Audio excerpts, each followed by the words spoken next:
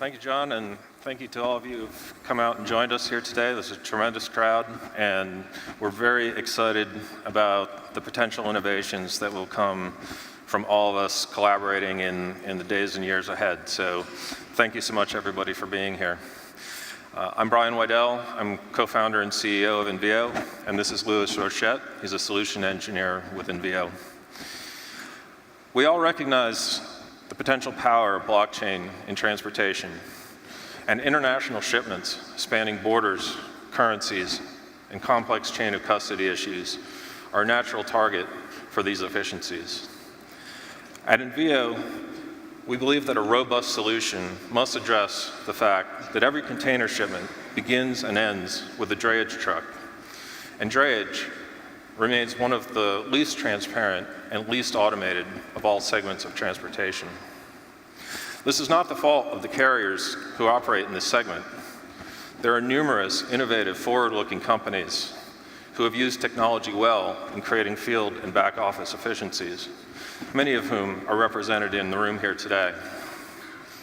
But the complex logistics requirements of intermodal and its extensive use of independent contractor drivers have made optimization and dispatch automation slow to come to the drayage space. In fact, drayage has traditionally been labeled the black hole of transportation visibility. Envio360 shines a light into these dark spaces. At its heart is an AI optimization engine built specifically to address the logistics requirements of intermodal out of the box.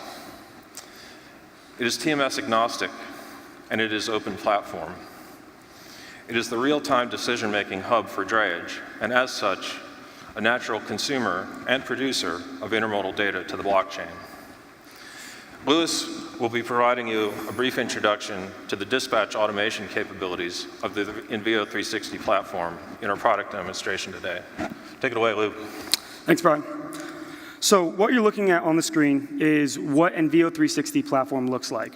On the left-hand side, you have all of the shipments that came in from a intermodal carrier provider's TMS, or Transportation Management System. Now, we are open API, and we do have the ability to upload flat files and create a bi-directional relationship between a carrier's TMS and the optimization platform. And you'll see all the genetic data of a shipment, such as shipment ID, direction of movement, bill to, all of that things that you would need to perform a dispatch. And on the right-hand side, we have all of our drivers that are available to perform that work. Now, however they log into your system currently is how they would be logged in here, and they'd be displayed on the screen when they're available to be dispatched. If I click into a driver, I can see that I have a driver profile available for them, where it shows their preferred starting location, ending location, start times, end times, qualifications, etc. We can even bring in things such as on-time performance and data analysis statistics that shows who's your best drivers, so you can match your best drivers with your best loads. All right? We also look at equipment information, so equipment availability. We look at turn time information at ports, at locations. We look at facility hours. We look at all the individual things that your dispatching team would have to look at to perform their dispatch on a day-to-day basis. All right? And as I switch over to my optimized plan here, you're going to see all the shipments on the left are going to turn to a green, which means that they've been assigned. And on the right, you're going to see the actual driver's dispatch plans get provided for them. All right? We do have a hover over functionality if you quickly wanted to see what was going on with that driver at a given location. And you'll notice that their days have been completely planned out. Now, anyone that's in the space knows that a plan's just a plan until the wheels start turning, right? After that, things happen. Drivers get into accidents, tires fall off, traffic happens, congestion happens. All of these different variables that come into a dispatcher's day occur throughout the day.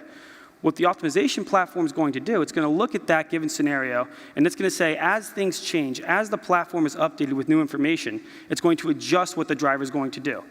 Now, it's not just what it's going to do predictively, but also reactively. So it's going to react to situations such as a driver calling out, or dwell times increasing at a location.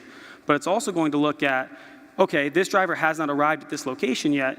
Does he still have enough time based on direction of movement, traffic patterns, dwell times at each location to make it to his next appointment on time? If not, it'll take that move off of that driver and give it to another driver in order to create that efficiency. All right, so it's working progressively and reactively, so that way it can give the most efficient dispatch for your optimization plan. Now, we understand that automation is crucial in this sense, and it's something that everyone, I believe, is going to need in the future, but it can't fit every need. And that's why we still leave the flexibility for you to manually assign loads for those other drivers that, say, have been working for you for a long time, and they need to, they only do these one certain set of moves, and you know that. Or you have the drivers that are never going to want to follow exactly what this plan does because they have a different agenda. Or say they have to go down to the middle of town to update their license, right? You can give them and manually assign in this platform, and because of the bi-directional relationship we create between the TMS and the optimization platform, it's going to show that in the optimization platform and then bring it down into your TMS, still allowing the dispatchers the flexibility to manually give out loads to drivers. All right? Now, you guys aren't all in the intermodal space, and I understand that, and we're at Transparency 18, right? So how does this affect something like a blockchain? Well, with our open API platform, and we have all of this data that's coming up from the TMS, and we're also bringing in data from other sources, such as terminal turn time information, any other third-party software that you would need to integrate to help increase your dispatch. We bring all that information on this one platform and then push it back down to the TMS, making this a natural touch point for something like a blockchain, where we have this one true source of data all compiled in one location, and because we operate in a real-time manner, all the timestamps, all the data points are all going to be very accurate because that's how they're doing their dispatch, making us a natural touch point for something like a blockchain. Now, there's a lot more that we could talk about this, but overall, we understand here at Envio that it's 2018 and we need to start sharing data and working together in order to create the productive results that the transportation industry overall needs. I want to thank you guys for taking the time to have us present today, and we look forward to everyone else's presentations. Thank you.